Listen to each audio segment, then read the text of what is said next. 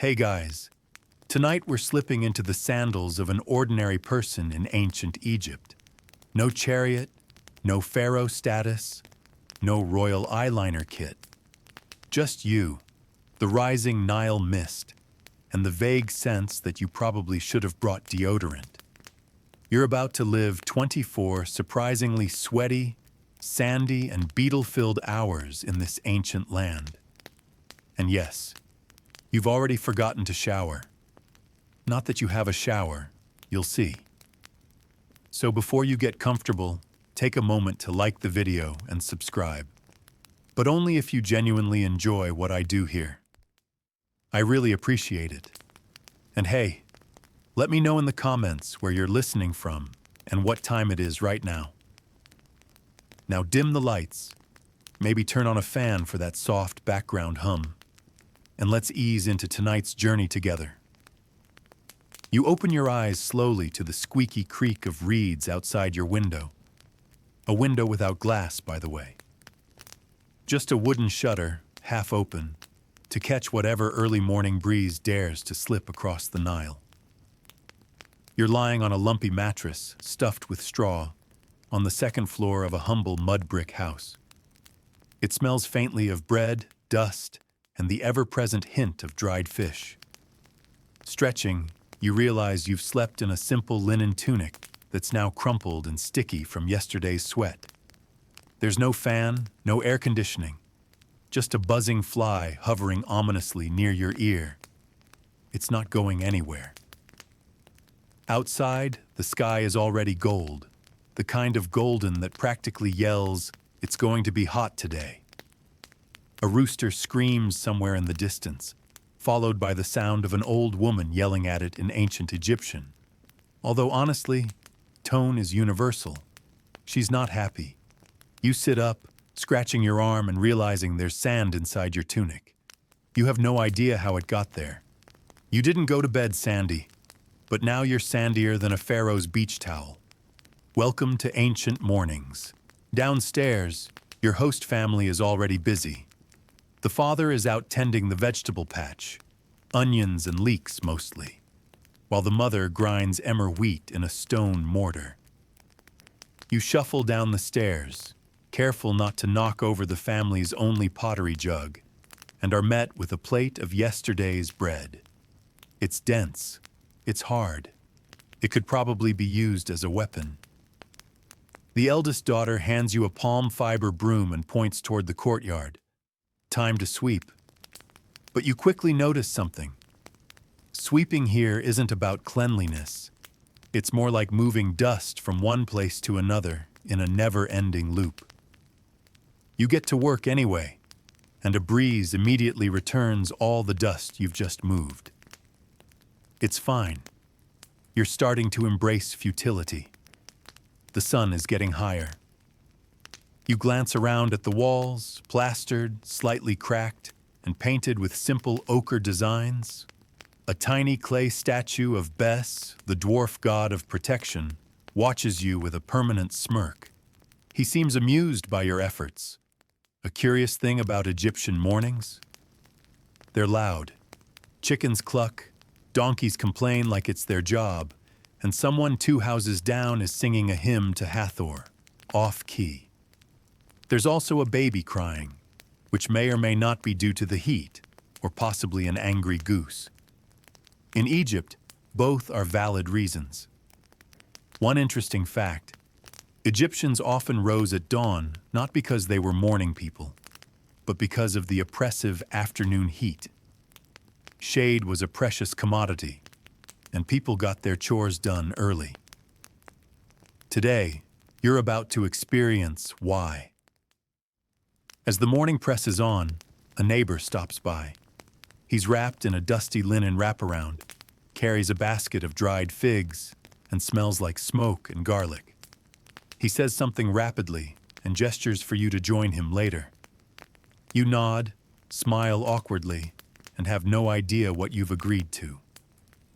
Classic time travel tourism. You return to your sleeping spot briefly to grab a jar of water. Lukewarm, slightly sandy, but crucial. Egyptians didn't have soap as we know it. They used natron, a salty mineral mix, or occasionally animal fat and clay to scrub off dirt. You consider it, then decide that today's not the day to experiment with fat scrubbing.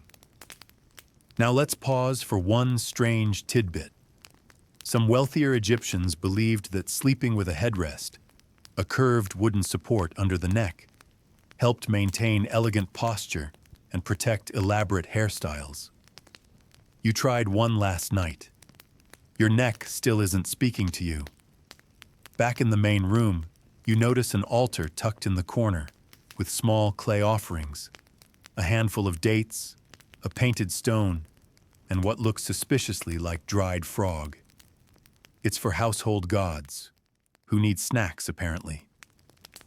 You make a mental note not to eat any mystery offerings. Historians still argue whether the average Egyptian understood the full pantheon of deities or simply followed the traditions out of habit. Either way, you're not testing divine patience. Better to nod respectfully at the frog and move on. You step outside at last. The sun hits you like a slap wrapped in cotton. Warm, soft, and then, bam, overwhelming. There's a smell in the air that's hard to describe. A cocktail of Nile water, fish, donkey sweat, clay ovens, and roasted barley. Not exactly Paris, but it grows on you. A child runs by, laughing and barefoot, chasing a hoop made of bent reeds. An older man is painting a wooden plank with vibrant blue pigment. Blue was prized here. Lapis lazuli had to be imported from Afghanistan, and it was often used in amulets and murals. You get distracted by the shimmer of it under sunlight. Just as you start enjoying the rhythm of the street, a small clay jar falls from a balcony and smashes beside you.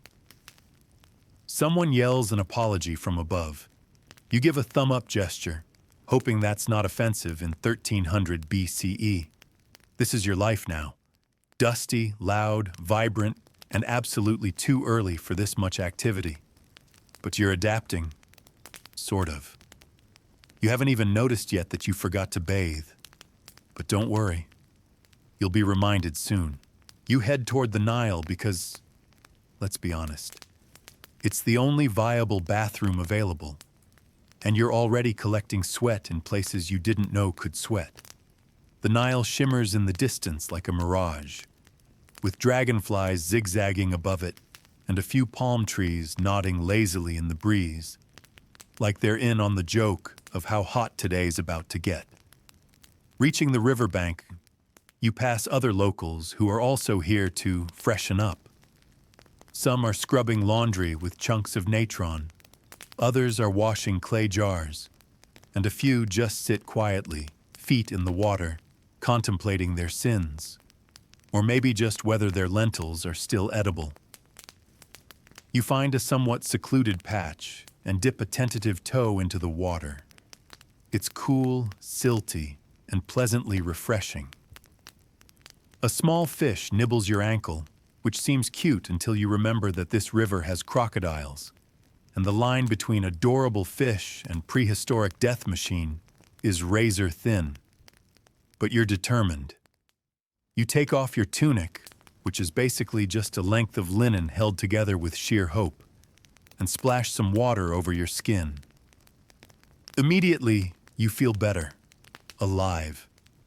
Awash in a very specific kind of filth, the kind that's at least mobile now. A boy nearby is scrubbing what appears to be his pet monkey, who is not thrilled. You nod politely as the monkey flashes its teeth at you, and the boy offers a cheerful, "Ta!" You're not sure if that's hello, goodbye, or this monkey has rabies. You move on. Here's your mainstream historical fact. Egyptians bathed daily if they could, and personal hygiene was extremely important. Partly because of the heat, and partly because cleanliness was tied to spiritual purity. Priests, for example, bathed multiple times a day, shaved their entire bodies, and even cleaned their mouths with natron. No pressure, right? You rub a bit of clay from the riverbank onto your arms like a very proto-Egyptian exfoliation mask. Is it working? Not really, but you tell yourself it is. Confidence is half the battle when bathing in a river known for having crocodiles. And right on cue, a ripple in the water. Then another. A low grunt echoes across the bank. You freeze. Everyone else? Completely unbothered. Apparently, this croc is irregular. The locals call him something that sounds like old wet nose, which is both adorable and wildly inappropriate for a predator with 60 teeth and an appetite for bathers. You back away from the water slowly, 1 foot, then another. You've gone from spa day to National Geographic reenactment in under a minute. This brings us to your quirky tidbit of the section. Egyptians actually worshipped crocodiles in the form of Sobek, the crocodile god of strength, fertility, and, oddly enough, protection. In fact, temples devoted to Sobek sometimes had actual crocodiles in pools inside. People would feed them, pet them, and occasionally mummify them when they died. That's right, mummified crocodiles. You can still see them in museums today, wrapped up like scaly burritos. Historians still argue whether this reverence came from true love or sheer terror. Personally, as you watch old wet nose roll lazily in the shallows, you're leaning toward terror. You wrap your tunic back around yourself and start heading uphill, away from the Nile. Your feet are already dusted with river mud, and your skin has that unmistakable post-swim glow. Equal parts hydration and microbial roulette. On your walk back, you pass a reed basket full of papyrus scrolls. They belong to a local scribe who is sun-drying them after spilling what was probably beer on his ink pot. You peek at the writing, rows of elegant hieroglyphs, owls, eyes, snakes, and oddly cheerful-looking loaves of bread. You pause under a fig tree where a woman is feeding overripe fruit to a pig.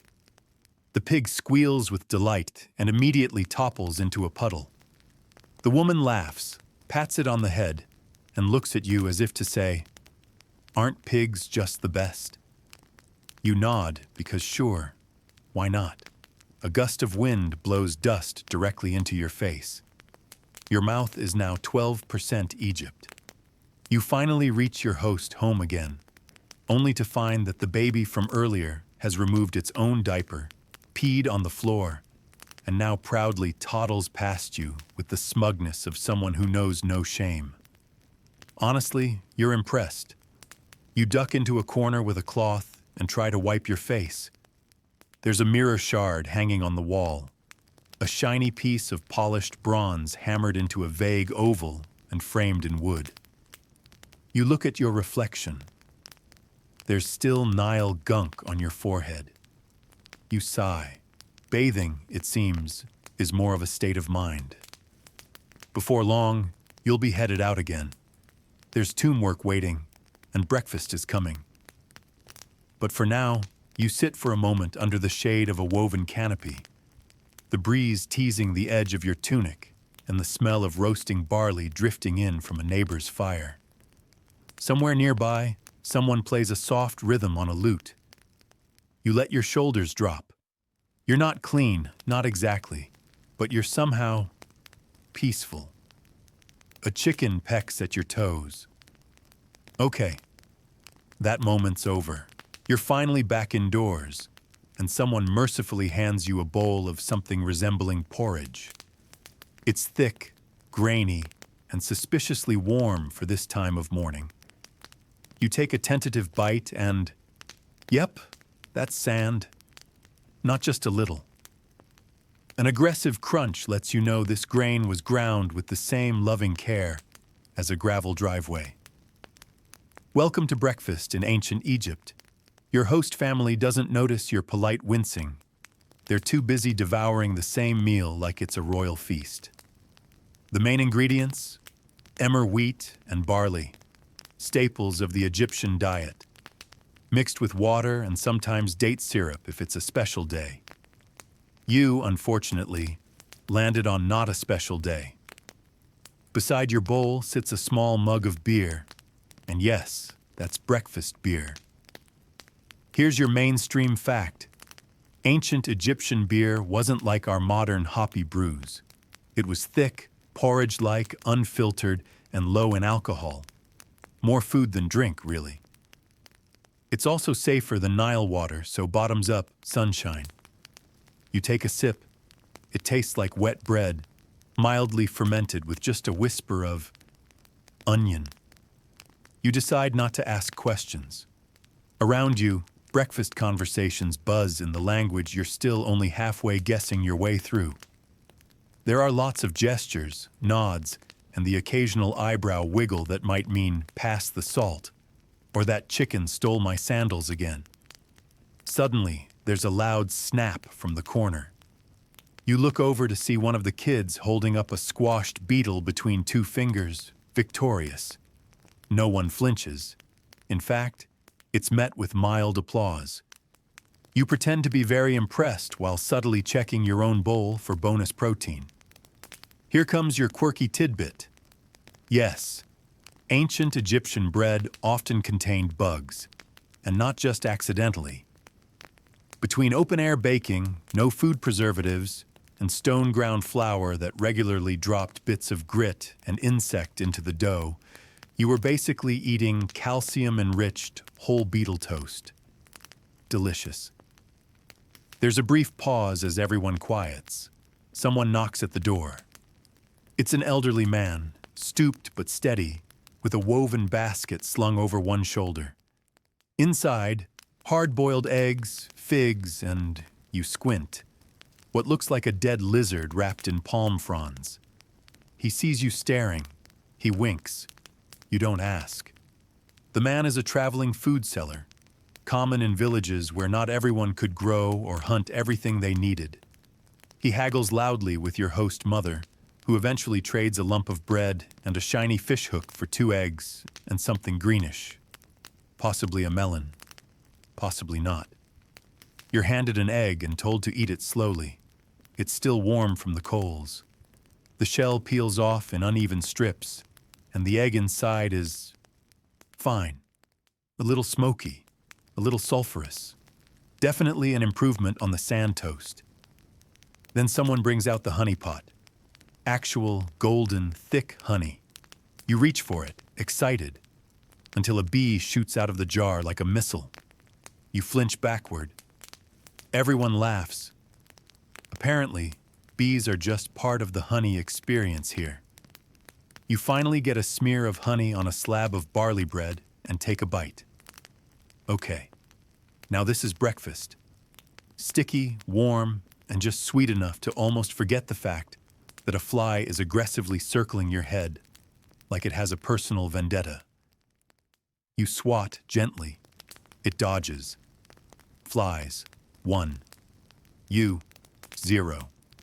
Historians still argue whether certain insects like flies were tolerated indoors due to religious beliefs. Flies were often associated with chaos or disease, but also appeared in magical amulets. Some believe Egyptians viewed them as reminders of vigilance. Others think they were just too fast to catch. Either way, you're experiencing them up close and personal. A neighbor stops by to exchange gossip. Apparently, someone's goat wandered into a grain store, and now the entire village is out of barley. It's told with much theatrical eye-rolling and dramatic sighing, and you nod along enthusiastically. You love a good scandal, even if you only understand 20% of it.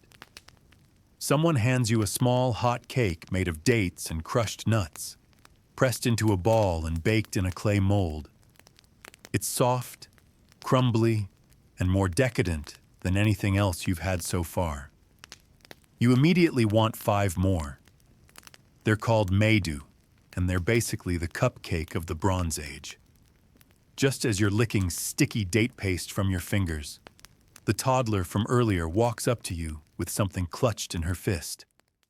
She opens her hand and presents a beetle. still alive. Large, shiny. She looks proud. You smile and accept the offering as though it were gold. The beetle crawls up your arm. You remain calm. You are one with the beetle. Fortunately, a breeze picks up and sends the insect sailing off into the courtyard. The toddler gasps, points, and yells something that might translate to "Fly, my son," or possibly just "Oops." Either way, she seems satisfied. Breakfast wraps up as the sun climbs higher, and already the courtyard is glowing with heat. Someone pours a trickle of water into a clay basin and invites you to wash your hands. You do, and the coolness against your fingers feels like heaven. You haven't truly showered, but you're clean enough for what's next. And what's next is tomb painting. Because nothing says good digestion like crouching in a stone chamber with pigment dust up your nose and scarab beetles in your hair. But hey, at least you're not hungry anymore. You don't get long to savor your sticky, date-fueled fullness because your host nudges you toward the door with a casual, "Time to earn your bread." You assume it's a metaphor. It is not. Today, you've been volunteered to help with a tomb painting crew. Apparently, you gave a very enthusiastic nod earlier when someone asked something that sounded like, "Do you know how to hold a brush?" You thought they were offering more food. That ship has sailed. So off you go, tramping down a dusty path toward the village's edge. The sun is already strong enough to make the horizon wiggle like a hallucination, and your feet are doing that ancient Egyptian shuffle. 1 part grace, 2 parts, "How is the ground this hot?" Eventually, you reach the cliffside tomb. Small, carved directly into a rocky slope. There's scaffolding made of bundled palm trunks, and a few workers milling around with baskets of pigment, jars of animal glue, and expressions that say, "Please don't ruin anything." You're handed a brush, made of chewed reeds tied to a stick, and a bowl of red ochre. The foreman, a wiry man with exactly 3 teeth and the aura of someone who's yelled at a lot of apprentices, points you toward the wall. The instruction is clear. Do not mess this up. No pressure. Inside the tomb, it's cooler and smells like dust and limestone. You step carefully past unfinished hieroglyphs and half-colored gods. The figure of Anubis is already outlined, his jackal head looking quietly judgmental as you settle onto a low stool beside him. You dip the brush in pigment. Your hand shakes. You attempt your first line. It's crooked. A scribe nearby glances over and makes a noise that might be a sigh, a chuckle, or a curse. Maybe all 3. He mutters something to a fellow artisan and smirks. You give him a thumbs up, which he probably interprets as a confession of guilt. Here's your mainstream historical fact. Egyptian tombs weren't just painted for beauty. They were part of a deep belief system. Art was magical. Scenes ensured safe passage to the afterlife, provided tools and food for eternity, and showed devotion to the gods. Even the colors had meaning. Red for vitality, green for rebirth, blue for protection. Right now, your red looks more like oops. As you try to fix your line, a lizard darts across the floor, nearly making you spill the entire bowl of pigment. You manage to save it with a dramatic flail, which knocks over your brush instead. It rolls to the feet of the foreman. He picks it up, hands it back. No words, just a long, slow blink. You promise silently to do better. Time passes. You fall into a rhythm. Dip, stroke, whisper of brush against stone. Someone starts humming. You begin to relax. It's meditative in a way. If you ignore the beetle crawling up your leg and the mild panic that your wobbly lines are now part of someone's eternal soul journey, you hear a low whistle. Outside the tomb, A cart rolls by, pulled by two donkeys and stacked with chunks of white limestone. One of the donkeys appears to be wearing jewelry. You blink. The donkey definitely has a necklace. No one else seems surprised. Now for your quirky tidbit. Ancient Egyptians loved their donkeys. These sturdy animals were workhorses, literally and spiritually. Some families buried their favorite donkeys with ceremonial care, complete with food offerings and, in rare cases, decorative adornments. So yes, donkey bling is historically accurate. Back inside, someone hands you a small cup of water and a slice of dried fig. You're grateful until you realize the fig slice has ants on it. You discreetly flick them off and chew it anyway. You've adapted. You're one of them now. The foreman returns and shows you a spot where you can help color in a basket of grain being offered to Osiris. You do your best. It still looks vaguely like a misshapen pineapple, but no one stops you. You take that as a win. Historians still argue whether tomb workers saw themselves as artisans or laborers. Some inscriptions suggest great pride in their work, while others show complaints about late pay, missing rations, and bad bosses. Basically, the first workplace drama in recorded history. You've officially added to the lineage by almost gluing your brush to your own thumb. The animal glue dries fast and smells aggressively unpleasant, possibly like feet. After a few more strokes, some better than others, you're told to take a break. You step outside and squint in the blazing noon light. The heat hits you like a brick straight from Ra's personal furnace. You flop down in the shade of a cart and try to wipe your forehead with your sleeve. It smears more red pigment across your face. A nearby worker laughs and points. You are now a living fresco. Wonderful. One of the painters offers you a piece of roasted onion on a stick. You eat it. It's salty, charred, and unexpectedly tasty. He raises his eyebrows, gestures to the tomb, and gives a slow nod of approval.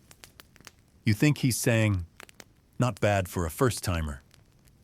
Or maybe, "Please never touch a brush again." Either way, you smile. A buzzard circles high above. Dust curls across the path. The donkeys snort and settle in. You lean back against the cart, feeling the satisfying ache in your back, the crunch of sand in your sandals, and the quiet knowledge that, even with shaky brushstrokes, you've added something to eternity.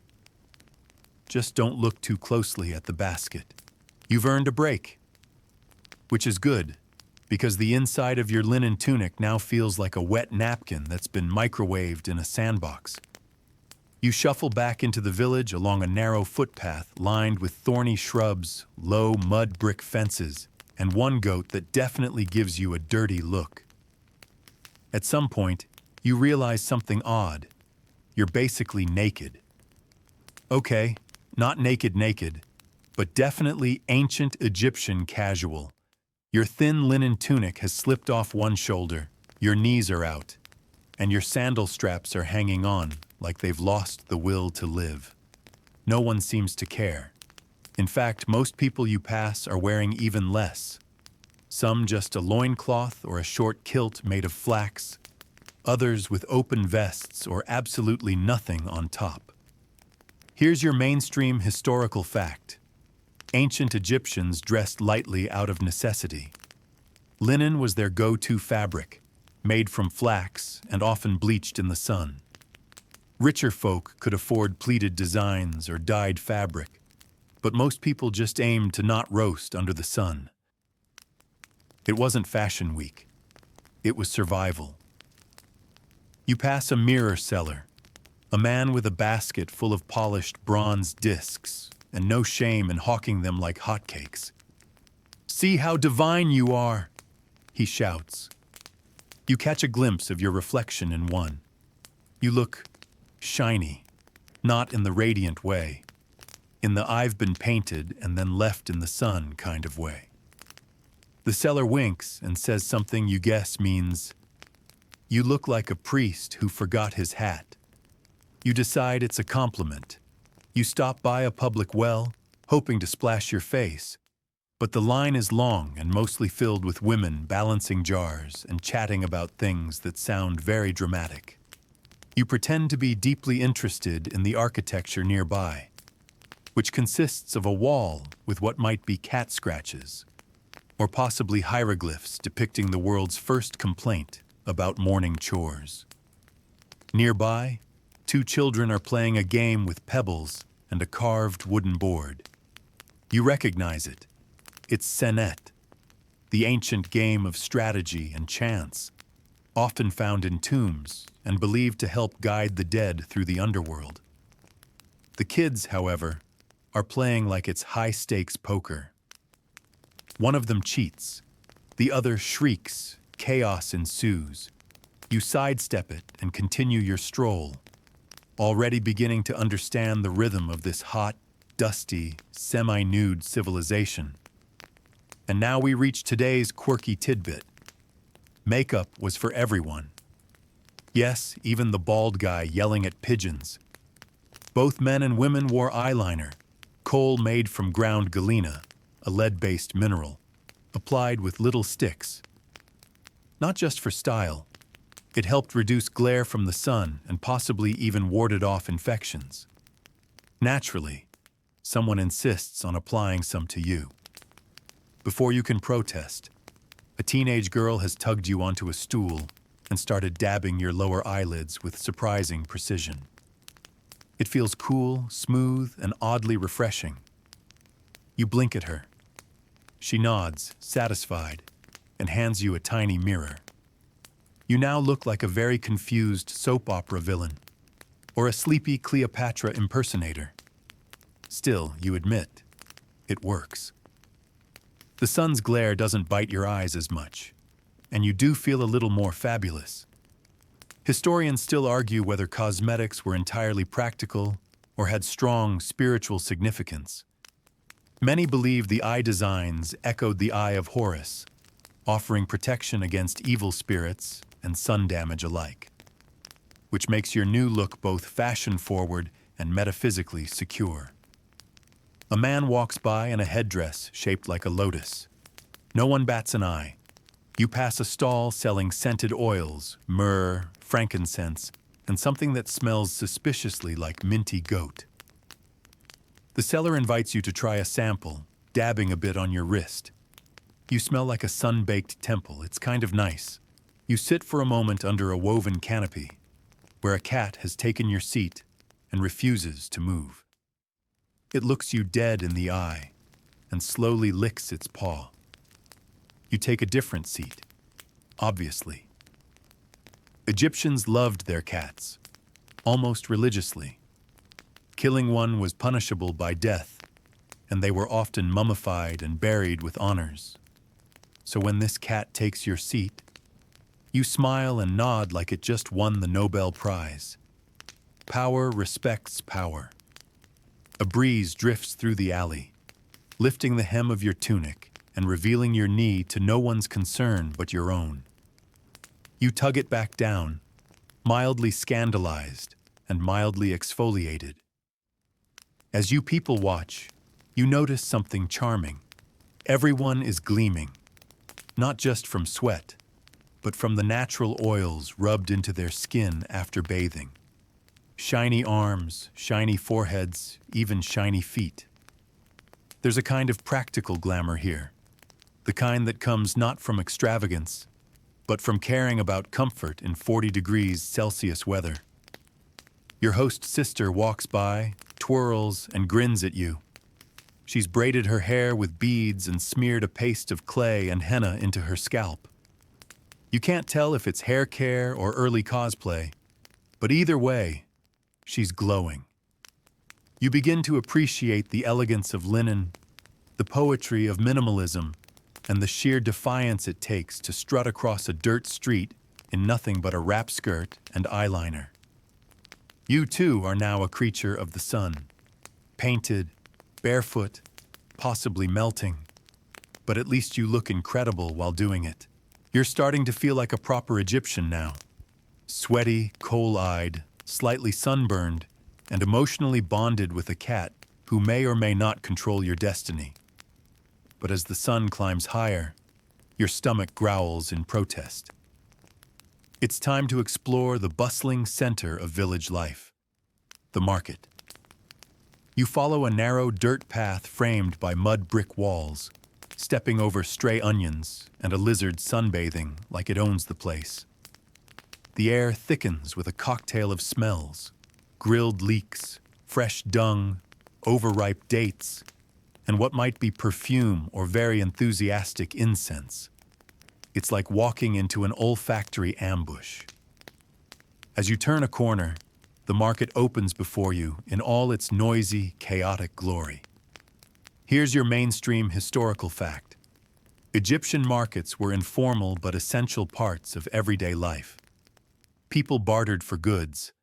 There wasn't a universal currency, so trades happened in bread, beer, cloth, and occasionally livestock. Contracts and receipts were sometimes scratched on pottery shards called ostraca, which you spot being used by a scribe who's currently yelling at a fishmonger.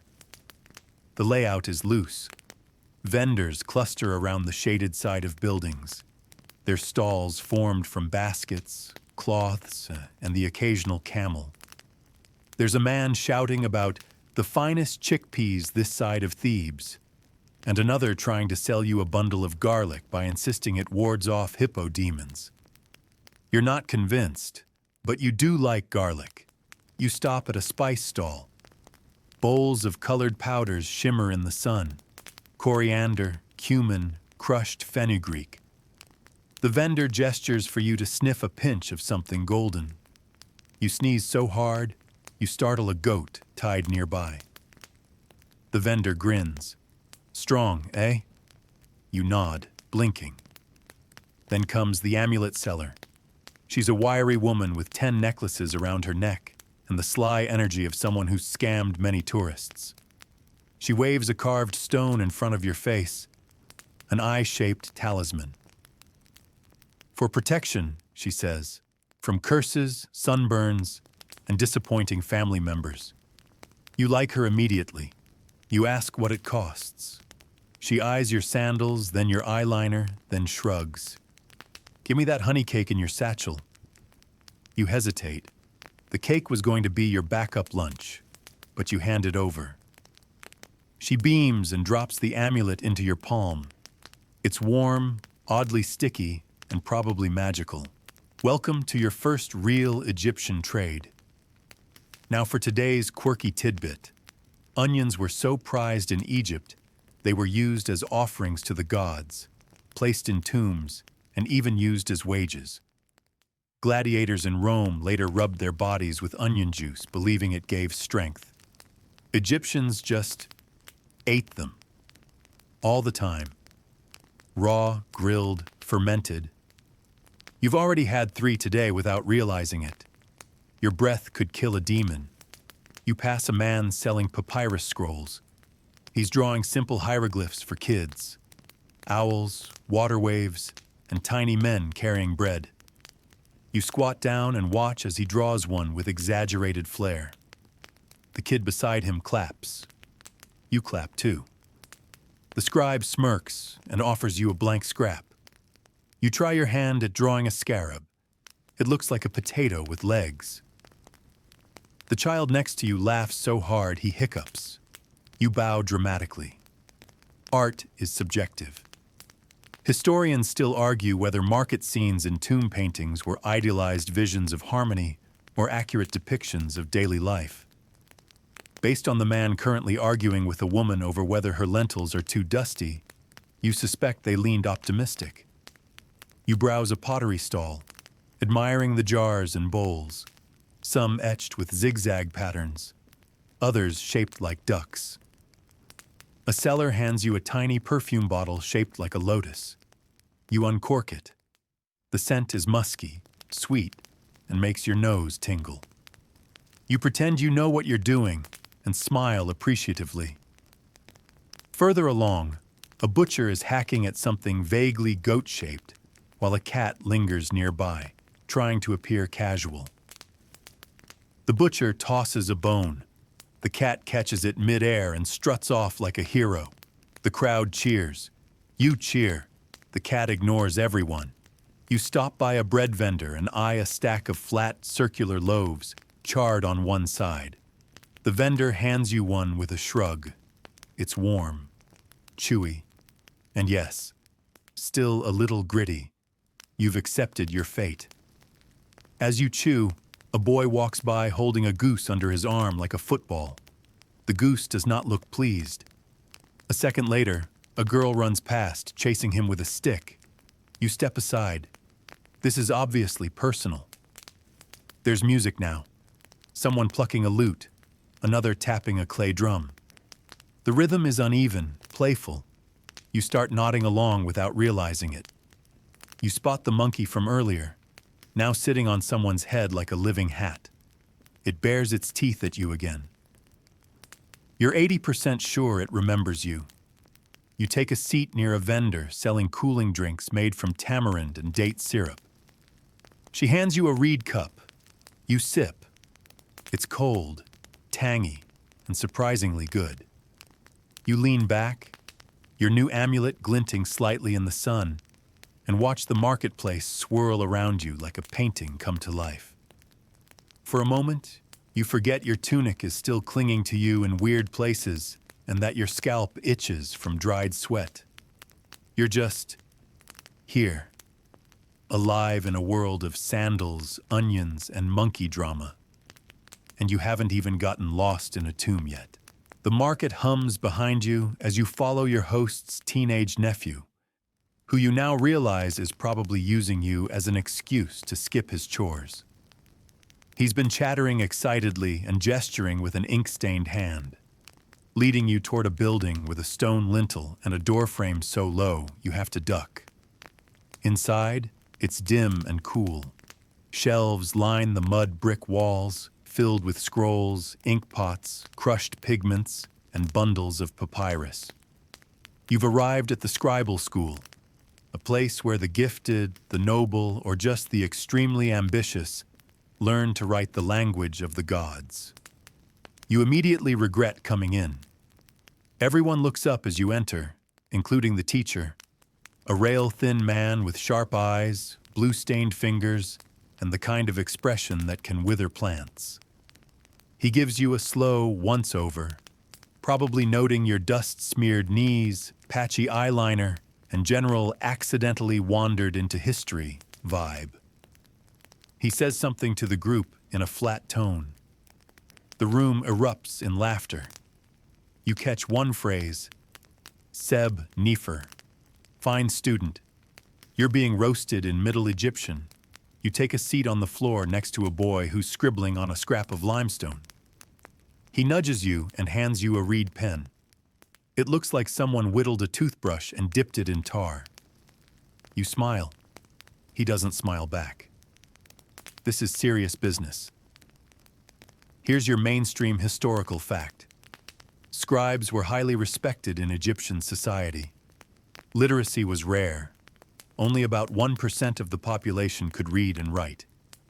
Scribes handled records, taxes, legal documents, and temple texts. They were the IT department. Accountants, lawyers, and poets rolled into one.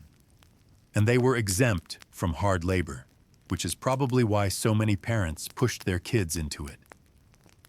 The teacher points to a wall covered in neat rows of hieratic script, a cursive version of hieroglyphs. He barks a phrase. Everyone recites it back, rhythmic and fast. You mumble along, vaguely pretending you're fluent. Then he hands you your assignment. Copy a proverb. You glance at the example. The mouth of a righteous man is a well. You immediately smudge it. Your reed pen squeaks across the papyrus like a dying cricket. Your lines wobble. The well looks like a pizza. The boy next to you glances over, raises an eyebrow, and scoots half an inch away. The teacher approaches. He leans over your shoulder. Silence. Then, Gently, he takes the pen from your hand and scratches out your line. In its place, he writes, "Silence is the best defense." You're being taught a lesson. Very meta. Now comes your quirky tidbit. Egyptians had homework. Yep, little clay tablets have been found with students' messy writing, rude doodles, and even complaints about their assignments. "My teacher beat me because my hieroglyphs were bad," one student once scrawled. Some things never change. You try again. This time, your owl looks vaguely owl-shaped. Your bread loaf is still suspiciously like a foot, but progress is progress. Historians still argue whether scribal schools were purely state-run or more like family guilds, where training passed down generation to generation. Some evidence suggests private tutors for wealthy kids, while others hint at temple schools linked to priesthood training. Your teacher seems like someone who's done this forever and still dreams in ink pots. A girl across the room recites a passage from memory. The teacher claps once. She beams. You attempt a quiet clap, too. She looks at you like you've applauded the alphabet. The boy next to you finishes his work, and for the first time smirks. He scratches something on the edge of his tablet and hands it to you. It's a drawing, a rough but charming sketch of you, with huge eyes, holding a very crooked pen. He's made you a caricature. You're famous now. You nod in gratitude and draw a tiny cat in return. He laughs, a real one, and bumps your shoulder. Just like that, you've made your first scribe friend. As the lesson ends, the students bow slightly to their teacher and start packing up. You stand, knees cracking. The teacher walks by and, without a word, places a clean reed pen in your hand. A tiny olive branch, or possibly a subtle hint to practice more. You exit into the light, blinking. The sun seems louder now somehow. You've survived scribal school, barely, and gained an appreciation for people who could make a sentence look like a painting. As you walk away, the boy from earlier runs after you and slips the caricature drawing into your hand. A souvenir. Your first fan art. You tuck it into your tunic like treasure. You head toward the canal where lunch is being laid out. Your fingers still stained with ink and your ego bruised in the most educational way possible. You still don't know the word for embarrassed in ancient Egyptian, but you're pretty sure everyone else in that room does. The sun has tilted just slightly westward, but the heat hasn't gotten the memo. Your tunic clings to your back like it's trying to become part of your skin, and your new ink-stained fingers are attracting flies who seem very invested in your lunch plans. Fortunately, your host family is already setting up a midday meal by a narrow canal shaded by palm fronds and the occasional wandering goose. You're waved over to a reed mat where food is being laid out with the efficiency of people who've done this their whole lives. Because they have. Lunch in ancient Egypt isn't a feast. It's a survival tactic. You sit cross-legged beside a shallow clay bowl filled with lentils, pickled radishes, and more of that reliable, slightly tragic barley bread. There's a tiny pot of goat cheese, a handful of dried dates, and most excitingly, some kind of cooked greens that smell a bit like onions and victory. Here's your mainstream historical fact. Egyptian meals were heavy on plant-based foods. Meat was expensive and rare for common folk. Beans, lentils, garlic, leeks, and onions made up the bulk of the diet, along with figs and dates. Fish from the Nile helped supplement the menu when crocodiles weren't objecting. As you chew a mouthful of lentils, you suddenly notice something crunchy. Not fresh crunchy, more unexpected gravel crunchy. You discreetly pull a tiny pebble from between your teeth and set it on the edge of your plate like a strange little souvenir. A woman across from you chuckles and does the same with her own pebble. You exchange the ancient Egyptian version of a fist bump, an amused head tilt and shared trauma. Then, someone passes you a half-wrapped bundle of falafel-like patties, crisp on the outside, tender on the inside, and made from fava beans and herbs. You take a bite and discover the taste is somewhere between savory heaven and I just burned the roof of my mouth. Totally worth it. And now for today's quirky tidbit. Ancient Egyptians believed lettuce was an aphrodisiac. It was sacred to the fertility god Min and often shown growing in offering scenes. You're offered a few long stalks of wild lettuce and politely take a bite, trying not to think too hard about its divine associations. Around you, conversation hums. The mother gossips about a neighbor's ox getting into the beer supply and falling asleep in the irrigation trench. The children giggle over a game of knucklebones, a proto-dice game played with animal ankle bones.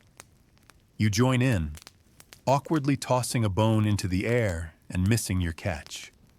It lands in your lentils. Everyone applauds. Historians still argue whether daily meals included communal rituals or blessings. Some temples required offerings before and after meals, while family homes may have simply given thanks with a glance skyward or a nod toward the household god shrine. Either way, this lunch feels sacred in its simplicity. A goat wanders over and sniffs your tunic. You freeze. The goat stares. You stare back. Someone shoos it away with a shout and a sandal wave, but not before it tries to make off with your last piece of bread. You both survive the encounter, slightly emotionally scarred. The toddler from earlier toddles over again, this time brandishing a fig that looks like it's been pre-licked. She offers it to you with the solemn seriousness of a priestess presenting a relic. You accept it, bow your head in gratitude, and discreetly hand it to the nearest chicken. The toddler claps. Everyone wins. You stretch out your legs, feet dusted in silt and sandal-shaped tan lines. The canal burbles softly, a few dragonflies darting past. In the water, a woman is gently rinsing jars, her movements rhythmic and hypnotic. A dog naps beside her, twitching in a dream. There's no rush to get up. The whole village seems to exhale after lunch, falling into a lull made of shade, heat, and half-full bellies. And then someone throws a date pit at your head. You look up, startled. A grinning teenager points at a Senate board, motioning for you to join. You hesitate. You've already humiliated yourself once today. But the crowd gathers, so you go. You sit across from your new opponent, and the game begins. The rules? Still fuzzy. There are sticks instead of dice, tokens that look vaguely bird-shaped, and a lot of counting spaces while pretending to understand strategy. The teenager immediately traps you with a clever move. You counter by moving the wrong piece and knocking over half the board. The audience gasps, then laughs. The teenager mock wails and accuses you, probably, of ruining his big moment. You respond with an overly dramatic bow and offer your date pit crown to him. He accepts. Peace is restored.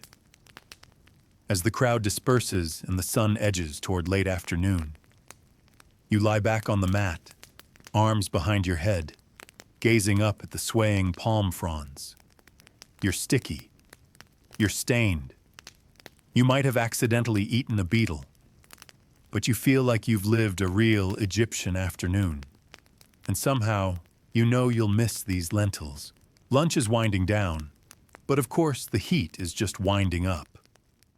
The kind of heat where even the flies seem slower, and you find yourself blinking more just to feel the slight breeze of your own eyelashes. Your host's cousin, a lanky young man with sand-caked fingernails and a truly magnificent sunburn, waves you over. He's offering a tour, or at least that's what he pantomimes, pointing toward the cliffs.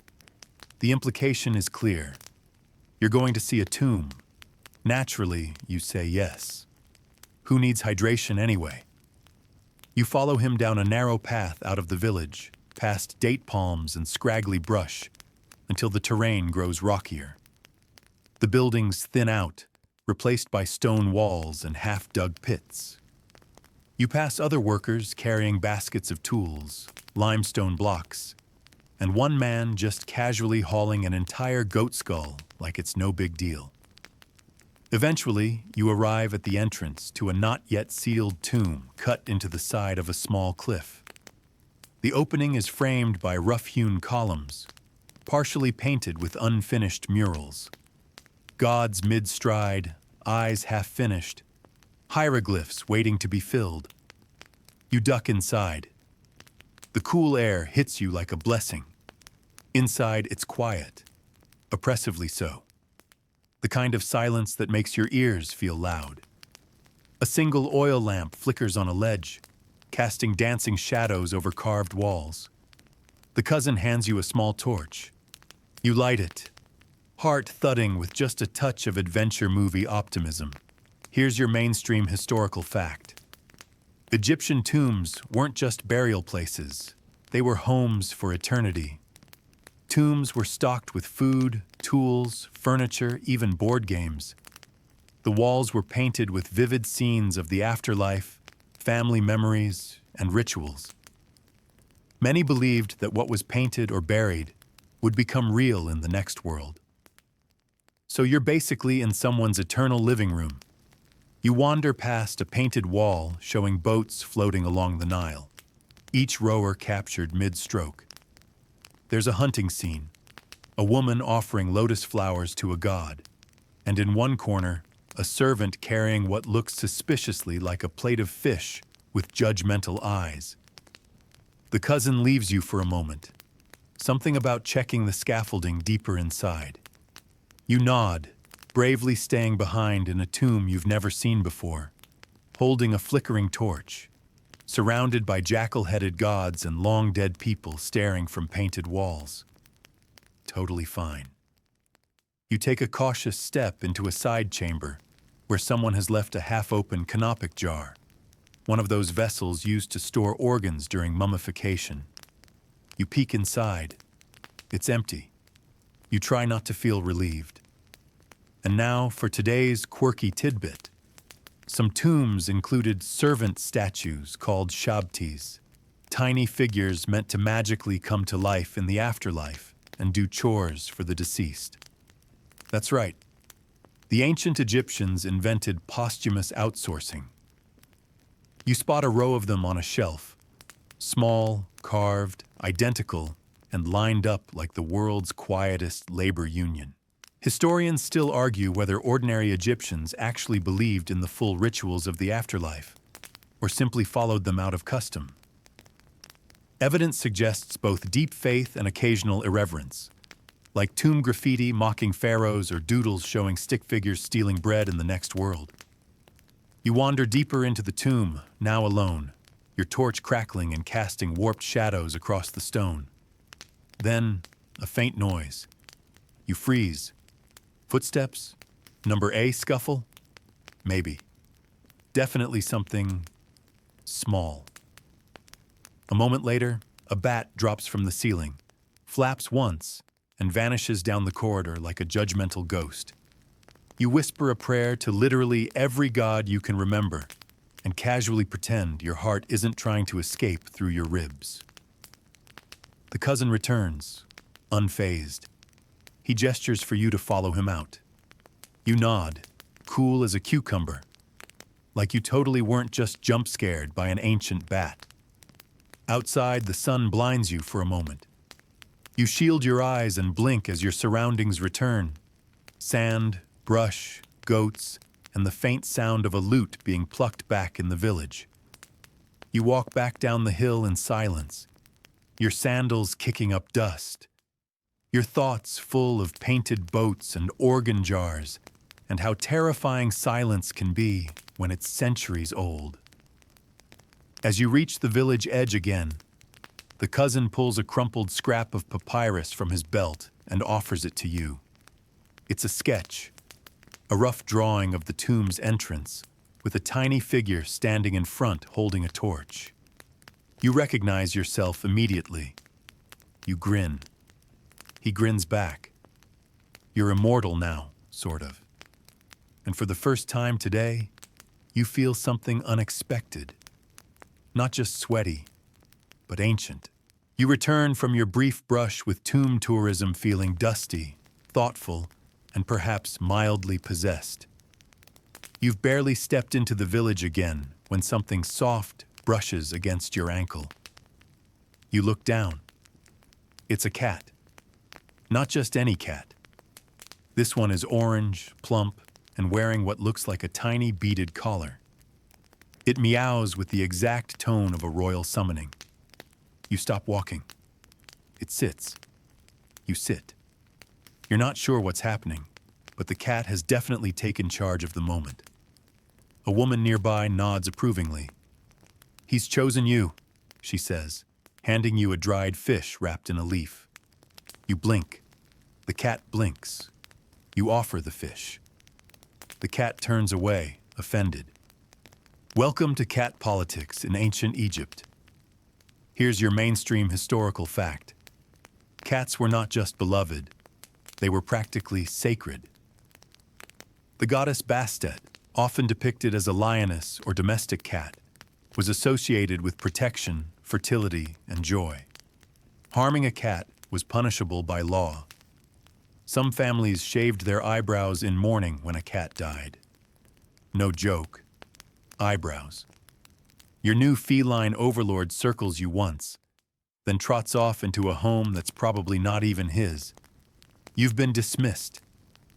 You continue walking, this time toward your host family's home, where smoke from a small incense burner curls lazily into the sky. You step inside and are greeted by the earthy, spicy scent of frankincense. It's evening prep time. When food simmers slowly, oils are poured into lamps, and little household rituals begin. In one corner, the family's shrine to household gods is being cleaned. Small clay figures, Bez with his lion tongue sticking out, Taweret with her hippo belly and protective glare, and a faded figurine of Hathor, are dusted gently and offered drops of beer and a few dried figs.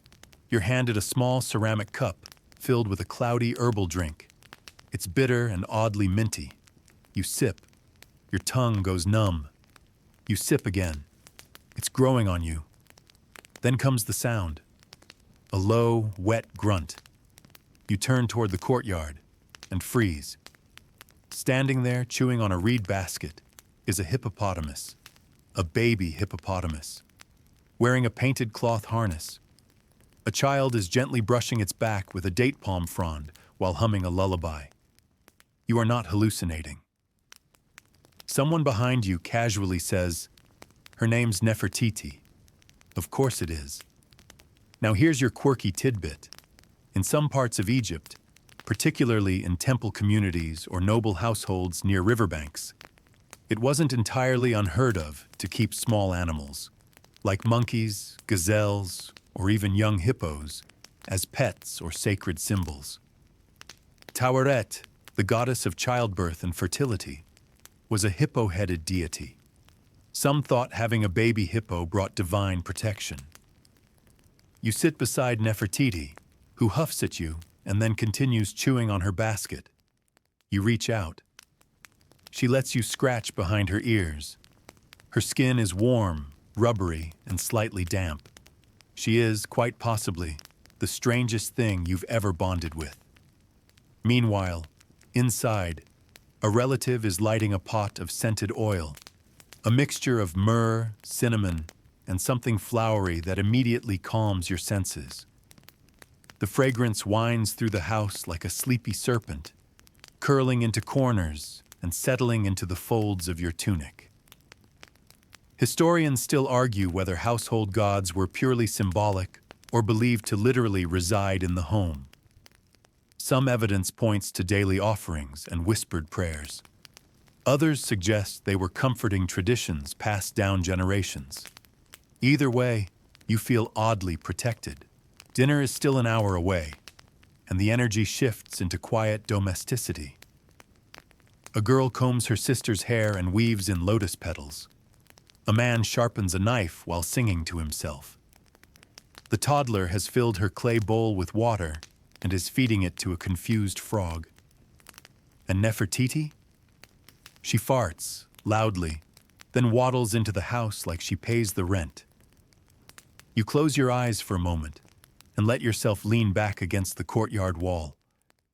The breeze finally returns, warm, lazy, and tinged with the smell of roasted leeks. Someone begins humming a lullaby. It might be for the baby. It might be for the hippo. You're not sure. But you find yourself humming along as evening stretches across the sky like a slowly unrolling scroll. You become aware of two things. The sun is finally relaxing, and your skin is not. You're sticky, dusty, and glowing in a way that has nothing to do with enlightenment. Someone hands you a small jar of something that smells oddly like a swampy fruit smoothie. It's thick, dark, and has visible flecks of something. You raise an eyebrow. Protection from the sun, your host's sister says with a smile. Crocodile dung. You freeze. She says it again, slower this time, as if maybe you just didn't hear the words crocodile and dung in the same sentence. You did. You definitely did. Welcome to the glorious, gritty world of ancient Egyptian skincare. Here's your mainstream historical fact. Ancient Egyptians were pioneers in personal care. They used oils, minerals, and plant extracts to protect themselves from the harsh climate. Mixtures made from myrrh, castor oil, and even sour milk were applied to hydrate and soften the skin. And yes, some sources mention the occasional use of crocodile dung, believed to contain protective or magical properties. You stare at the jar. She shrugs and dabs a little on her cheek. It smells terrible. She beams. Peer pressure is a powerful thing. You dab some onto your own arm. The texture is gritty. The scent is swamp. But the coolness is real and, shockingly, it does feel kind of soothing. You're halfway to becoming a Nile mud commercial. She hands you a second pot. This one is smoother, scented with crushed lotus and rose. Perfume paste, she says, for when you want to be beautiful. You're already glowing like a roasted onion, but sure, why not? You dab a little behind each ear.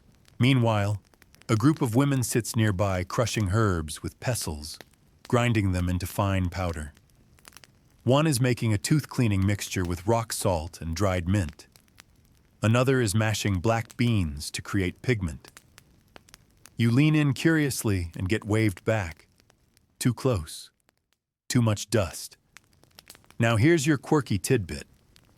Some Egyptian cosmetics were made using green malachite and black galena, minerals that, yes, gave stunning color, but also contained trace metals that may have boosted the immune system when applied near the eyes. Ancient science meets ancient style. You spot a man rubbing a thick oil into his scalp while muttering what you assume is a prayer. A child next to him is applying a paste to his arms made of crushed juniper berries and goat fat. You silently pray it's in that order. Someone hands you a cone of wax and places it on your head. You freeze. It melts slowly, they explain. Smells nice. Makes you popular. It's a scent cone. A real ancient Egyptian invention. Worn on the head during festivities or hot days, the cone slowly melted, releasing fragrance over hours. You are now officially a walking air freshener. You sit in the fading sunlight with your weird little cone and your swamp lotion, watching people prepare for the evening. It's strangely comforting. The communal hum of everyone scrubbing, scenting, oiling, and cooling off. Historians still argue whether scent cones were real daily wear or just symbolic in art. Some think they were practical deodorants. Others say they were party wear, like ancient club cologne. You're living the experiment in real time. And the verdict? Sticky, but floral. A girl braids your hair, or what little hasn't been flattened by the scent cone, and tucks a dried lotus blossom behind your ear. She tells you it makes your face look less tired. You choose to take that as a compliment. Then comes the final ritual of the afternoon, applying kohl. You're already wearing some, but clearly it wasn't enough. A grandmother appears with a pot of black paste and a stick the size of a match. She grabs your face gently but with absolute authority and begins applying eyeliner with the steady hand of a woman who's done this to unwilling grandchildren for decades. The result? You look like you just walked off a hieroglyph, and somehow you don't hate it. You check your reflection in a piece of polished copper, a little bit ancient, a little bit tragic, and 100% ready for whatever evening brings, which, based on the rising chatter and clink of dishes, appears to be dinner. You stand, wafting slightly like a lavender-scented swamp spirit, and follow the smell of roasted garlic into the night. As twilight drapes itself over the village like a soft linen shawl, the heart of the home flickers to life. Lamps are lit, small ceramic bowls with thick wicks, each filled with oil that smells faintly of sesame and smoke. Their light dances across the plastered walls, warm and flickery, making everything seem just a little magical, or mildly haunted. Hard to say. Your stomach, however, is not interested in ambience. It is extremely interested in the smells coming from the kitchen corner. The meal begins with ceremony, but not the formal kind, more like a practiced choreography. Someone lays out a woven mat, another brings bowls filled with food, and a cousin scoops roasted eggplant dip onto flatbread like it's his calling. You're handed a small clay cup of date wine, sweet and slightly fermented, with that unmistakable taste of, this could either relax me or make me forget what day it is. Here's your mainstream historical fact. Egyptian households worshipped dozens of household gods, some for protection, some for health, and some just for good luck in the kitchen. Small shrines in homes were as common as clay jars and usually honored deities like Bes, Taweret, and Hathor. Rituals varied, but lighting incense, offering food, or saying a short blessing were daily customs. A small bowl of lentils is placed at the feet of the household shrine. A whisper is spoken. It's not for you to hear, but you bow your head anyway. The goddess Taweret, carved in chunky hippo form, looks pleased. Speaking of hippos, Nefertiti, the baby hippo, is back. She waddles into the center of the gathering like a very self-satisfied, wet ottoman. Someone pats her side. She burps. It smells like fermented reeds and pride. The family barely notices. You take a seat near the mat where bowls are being passed. Roasted garlic with leeks, a tart pomegranate sauce over pickled fish, and a massive clay pot filled with slow-cooked lentils and fava beans. There's a cucumber salad with mint, a dish of stewed dates with cinnamon, and, most impressively, a goat's cheese pie that smells like joy and ambition. You take a bite of the pie. You see the afterlife. And now for today's quirky tidbit. The Egyptians invented a kind of proto-refrigerator. They stored perishables in double jars, with the outer one filled with water. Evaporation helped cool the contents, especially in breezy shade. The cheese you're eating probably survived the day in one of these ancient lunchboxes. Suddenly, there's a commotion, a distant yell. The door flap bursts open, and in walks a neighbor, red-faced, wide-eyed, and absolutely holding a board game. It's time for Senet. again. This time, it's competitive. He lays the wooden board between you and the host father. The crowd gathers. Wagers are placed, mostly food scraps and one suspiciously moldy fig. You are, inexplicably, made the official game assistant. Your job? Toss the throwing sticks and not mess it up. Pressure mounts. The host father narrows his eyes. The neighbor grins, oiled mustache twitching with anticipation. You throw the sticks. The game begins. If you thought it was serious before, you had no idea. Every move is met with oohs and ahs. Every token capture is dramatic. At one point, someone slams their lentil bowl in frustration. A chicken inside the house clucks nervously. And you? You are deeply invested in this game you only half understand. Historians still argue whether Sanit was purely entertainment or had spiritual purpose. Some tombs show people playing with divine opponents, suggesting the game helped prepare souls for the afterlife. Tonight, it's mostly helping settle neighborhood rivalries and burn off lentil energy. The match ends with the host father's victory.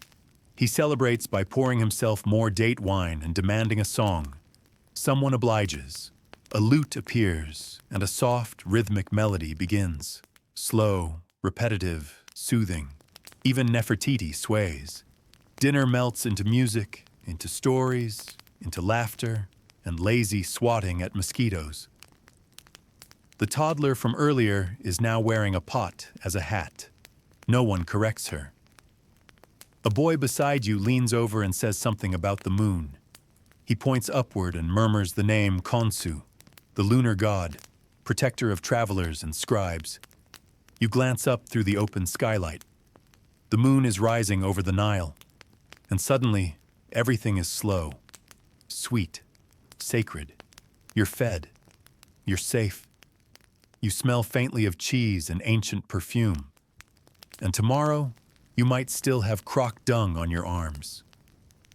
But right now, the night is soft, and the hippo is snoring. The Senate board is cleared, the wine cups drained, and the goat cheese pie reduced to flaky crumbs and vague memories. You're full, warm, and riding a wave of food-induced serenity when the door flap rustles once more. In stumbles a neighbor, rosy-cheeked, mildly wine-splashed, and clearly deep in the throes of what can only be called ancient Egyptian tipsiness. He carries two things, a half-empty jug of date wine and a wooden board with pegs sticking out at weird angles. He slams both down in front of you with a flourish. Your turn, he slurs. Oh no. You're too full for this. You're emotionally fragile. You're sticky. And now, apparently, you've been challenged to another game. Something more chaotic. Something involving dice. Or possibly bones. The crowd begins to reassemble, sensing a rematch or a spectacle. Your host father raises an eyebrow and gestures toward the board. The room hushes. You sit across from the neighbor, who's already humming a victory song under his breath. The game is a blur. Part checkers, part shouting, part unspoken rules no one tells you. You move a piece, he counters. You move again. He dramatically clutches his chest. You land on his piece. He wails in mock betrayal. And then, you win. You're not sure how. You may have miscounted, but the neighbor topples backward in theatrical defeat, and everyone cheers like you just conquered the Hittites. Someone hands you more wine. You take a sip. Here's your mainstream historical fact. Wine was primarily consumed by the upper class in ancient Egypt, but it wasn't unusual for special meals and religious offerings. Most people drank beer daily, but date wine or imported grape wine would appear during feasts, ceremonies, or, clearly, dramatic board game tournaments. The evening unravels into soft chaos. Children start playing tag between the lamp-lit corners of the courtyard. Two old women begin bickering over whose lentil stew won today. Nefertiti, the hippo, is now curled in the doorway like an unusually grumpy beanbag. You try to stand. Your legs protest. Your feet are dusty. Your mind is floating somewhere between heaven and barley. And now for your quirky tidbit. Egyptians had a very sophisticated relationship with music and rhythm. Certain instruments, like the sistrum, a kind of rattle, were sacred and used only in temple ceremonies. Others, like flutes, harps, and lutes, were part of daily life, used in everything from labor songs to lullabies. Some households even kept professional musicians as part of extended family. Someone brings out a drum, clay-bodied goat skin stretched over the top, and a rhythm begins. Slow at first, then faster. Someone claps. Someone else joins in with a pair of reed flutes. And suddenly, there's a party happening in this courtyard. You don't mean to dance. You really don't. But your host sister grabs your hands and pulls you up, and soon you're doing what you guess is the 1300 BCE equivalent of swaying awkwardly at a wedding. Others join in, the rhythm pulsing like heartbeat through the dust and dusk. Historians still argue whether these domestic parties had set structures or were simply spontaneous expressions of joy. While temple records mention controlled performances for the gods, these courtyard jams, they're messy, unrecorded, and probably the best-kept secret of ancient life. Eventually, the music slows. A few guests depart. The neighbor who lost to you dramatically flops into a corner and starts snoring like someone who's made peace with defeat. You're offered a final bite, a sticky date rolled in crushed nuts, and another splash of wine. You take both. It's rude not to. The toddler toddles over and hands you a dead beetle. You take it like it's a priceless offering from a queen. She beams, then walks away, bumping into a cat that yowls in mild offense. As you lean back against the wall, your eyelids begin to drift. The courtyard is glowing now with firelight, faces flickering like living paintings. Someone is quietly telling a story, something about the god Thoth playing a trick on Ra. You catch words like moon, gamble, and leopard, and you're not entirely sure if it's a myth or someone's dream. Either way, it's working. You're drifting. You smell incense. You hear frogs in the distance. Someone is humming again. Nefertiti snorts in her sleep. And you, conqueror of board games and accidental wearer of croc dung sunscreen, start to fade. Not to sleep. Not yet. But to the slow, sweet rhythm of a people who lived as though every night might echo into eternity. Night has now fully arrived, and ancient Egypt slips into a quieter gear. The temperature drops just enough to be considered bearable, and the stars are starting to punch through the dark velvet of the sky, brilliant, unblinking, and many more than you're used to seeing. You yawn. Someone notices. They smile and gesture toward the sleeping area, a woven mat on the rooftop, under an awning of reeds. You climb a narrow ladder and step onto the flat mud brick roof, where others have already spread out their bedding. A couple of children are curled up like puppies, one still clutching a toy made from straw and feathers. Your mat is basic, a layer of straw, a rolled-up tunic for a pillow, and a wool blanket that smells like sunshine and goat. You lie down with a satisfied groan, arms outstretched, the cool breeze finally reaching your ankles. And then the buzzing starts. One mosquito, then another, then a full aerial invasion. You flail in the darkness, slapping at the air. Somewhere nearby, a man grumbles in his sleep. A woman turns over and murmurs something about a scorpion, or maybe a dream about a scorpion. Either way, you pull the blanket up to your chin. Here's your mainstream historical fact. The Egyptians dealt with bugs, a lot. Mosquitoes were combated with burned incense, aromatic oils, and bed netting when available. Some homes had fans made from palm fronds or feathered switches to wave away pests. Others simply endured. You are currently enduring. Someone tosses you a small bundle of smoldering herbs, part myrrh, part cinnamon bark, part something eye-watering, and you wave it around like a medieval air freshener. The buzzing lessens, slightly. You roll onto your side and try to get comfortable, your hips rediscovering every pebble and clump of straw beneath you. A gentle snore comes from a mat to your right. The toddler mumbles something about figs and kicks in her sleep. Even Nefertiti is somewhere below, sighing like a tiny humid bellows. And now for today's quirky tidbit. Egyptians often slept outside on rooftops during the hottest months.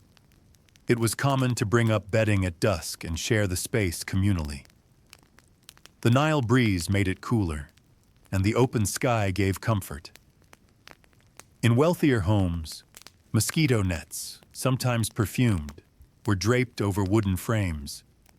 You, however, have a blanket and a dream.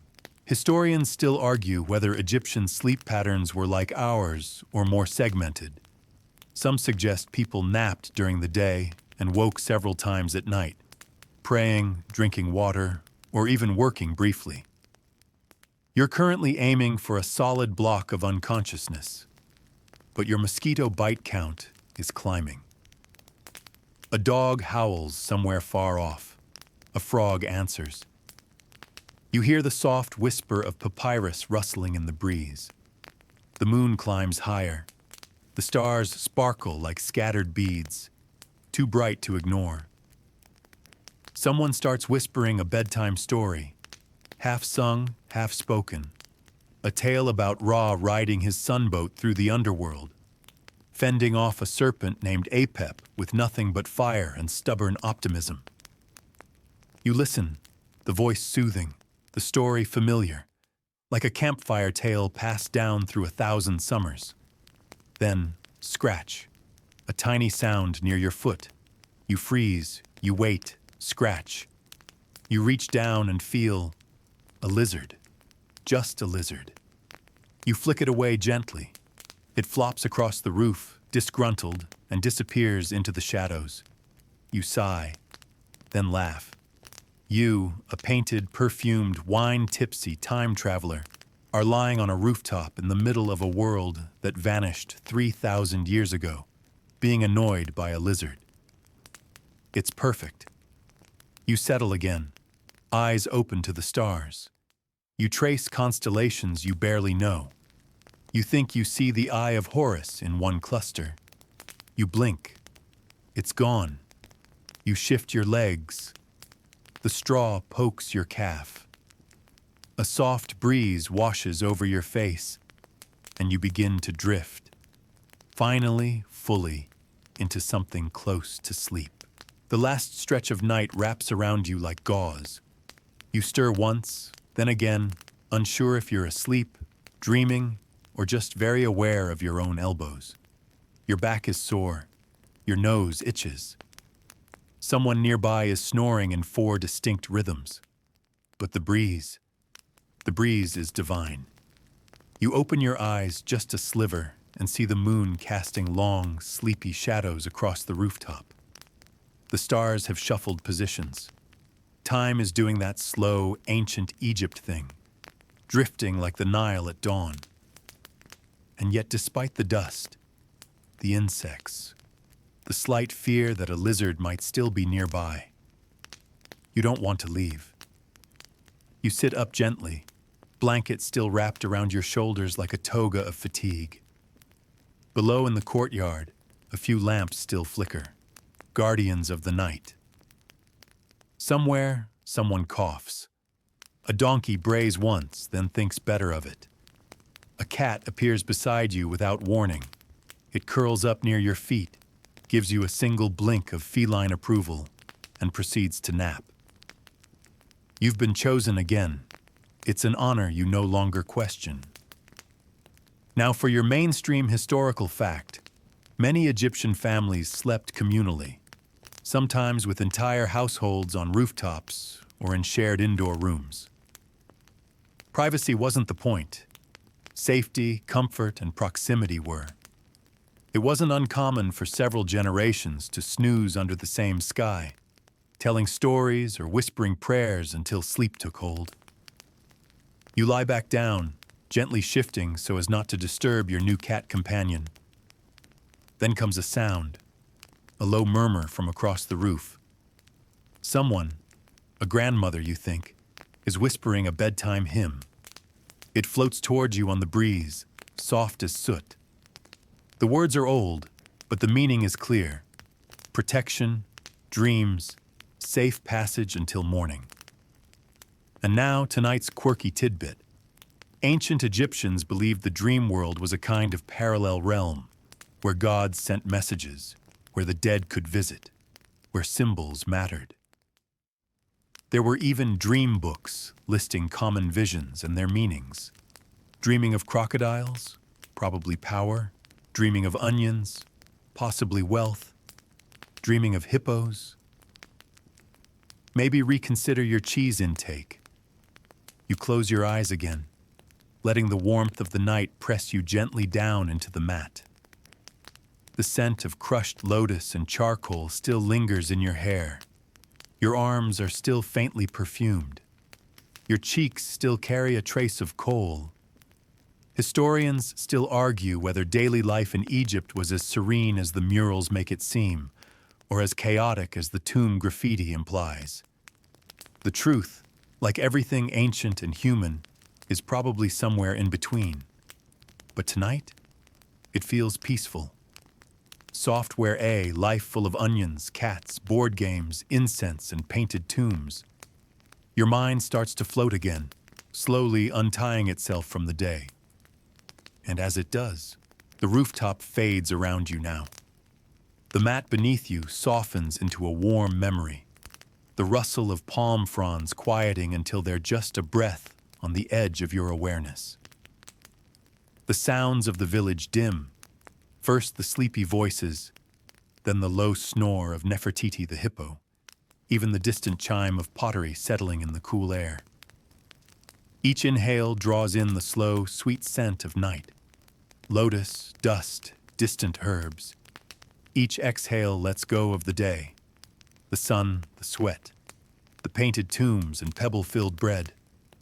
The worries of the modern world don't belong here. They have no name in this place. The stars above you begin to shimmer less urgently, as though even they are preparing to rest. You picture the Nile gently flowing nearby, silver under the moon, its surface rippling with dreams carried from faraway farms and temples. A great river of sleep, moving quietly through the land, and your breath follows its rhythm. In, outside. Drifting, weightless now. The rooftop becomes a cloud. The mat becomes mist. Even your name feels like it's been carved into stone somewhere far away, safe and still. The voices from the courtyard below become lullabies. You are no longer a visitor. You're part of the story now. Wrapped in linen dreams, guided by stars older than empires. And as you fade, just before sleep finally pulls you under, you hear the quietest sound. A cat purring by your side. Good night, time traveler.